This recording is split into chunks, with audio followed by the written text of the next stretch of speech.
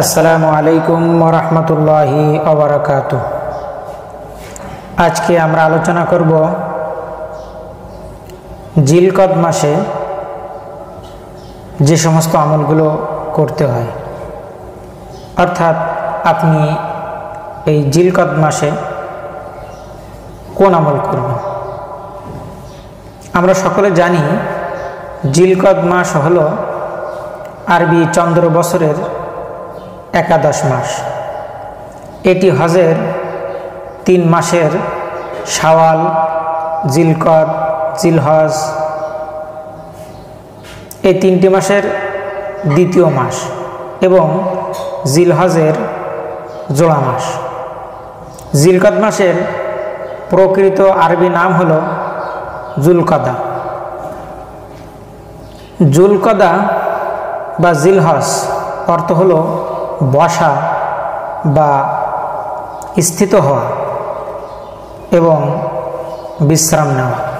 জিলকদ মাসের আগের 4টা মাস হলো রজব, শাবান, রমজান এবং শাওয়াল। এটি ধারাবাহিক নির্ধারিত ইবাদতে ব্যস্ততম মাস। যেমন রমজান মাস হলো আল্লাহর মাস, ইবাদতের ভূমি, কর্ষণের মাস। বেশি বেশি নফল ইবাদত করা, বেশি বেশি তাহাজ্জুদ নামাজ পড়া, নফল নামাজ পড়া। আর শাবান মাস হলো রাসূলুল্লাহ সাল্লাল্লাহু আলাইহি সাল্লামের মাস, অর্থাৎ ইবাদতের বীজ বপনের মাস। শাবান মাস শবে বরাত এবং সর্বাধিক নফল রোজা ও নফল ইবাদতের মাস। রমজান মাস হলো উম্মতের মাস, ফসল তোলার মাস। ফরজ রোজা, তারাবির নামাজ, কিয়ামুল লাইল, কুরআন মাজিদ তেলাওয়াত, বিভিন্ন ইবাদত বন্দিগি করা, বেশি বেশি নফল ইবাদত করা, তেলাওয়াত করা, কোরআন তেলাওয়াতে মশগুল থাকা, এটা হলো সেই মাস। আর শাওয়াল মাস হলো ঈদুল ফিতর, সাদাকাতুল ফিতর এবং নির্ধারিত সুন্নত আছে। যে নির্ধারিত সুন্নত বলতে যে 6টি রোজা আছে, এই 6টা রোজা রাখা, অর্থাৎ এই 6টি রোজা রাখার মাস।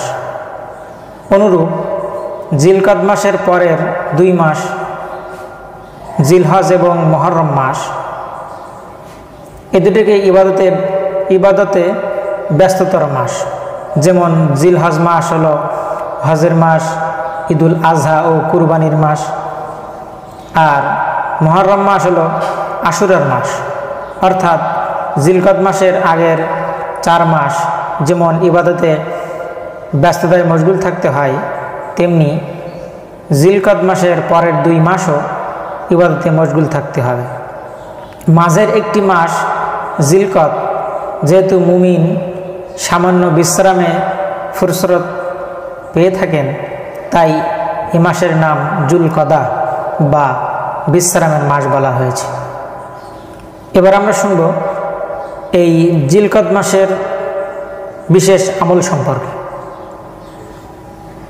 আমরা জিলকদ মাসের আমলের ভিতরে এটা জানি যে প্রতি মাসের মতো এই জিলকদ মাসের 1, 10, 20, 29 ও 30 তারিখে নফল রোজা পালন করা।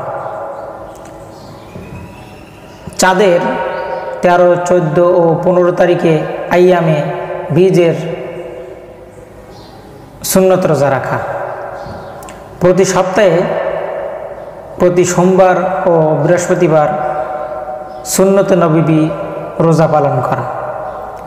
প্রতি শুক্রবার নফল রোজা রাখা, সালাতুত তাসবিহ এবং প্রতিদিন 5 ওয়াক্ত নামাজ, তাহাজ্জুদ, ইশরাক, চাশত বা দুহা ইত্যাদি নামাজ পড়া এবং বেশি বেশি কুরআনুল কারীম তেলাওয়াত করা এবং অনেক বেশি নফল নামাজ এগুলো পড়া, দান খয়রাত বেশি বেশি করা এবং জিলহজ মাসের 9টি সুন্নত রোজা ও মুহররম মাসের 10টি রোজার প্রস্তুতি হিসেবে এই মাসে কিছু হলেও নফল রোজা করা। এবং সর্বশেষ যে আমলটা করা উচিত, আমাদের যাদের হজ ফরজ হয়েছে বা আমরা যারা হজে যেতে ইচ্ছুক তাদের জন্য হজের প্রস্তুতি গ্রহণ করা। এবং সর্বশেষ যেটা সেটা হলো, সামনে যেহেতু জিলকদ মাসের পরেই হলো জিলহজ মাস, অর্থাৎ কুরবানির মাস। আমরা সকলে জানি এই জিলহজ মাসেই আমাদের কুরবানি করতে হয়, পশু জবেহ করতে হয়।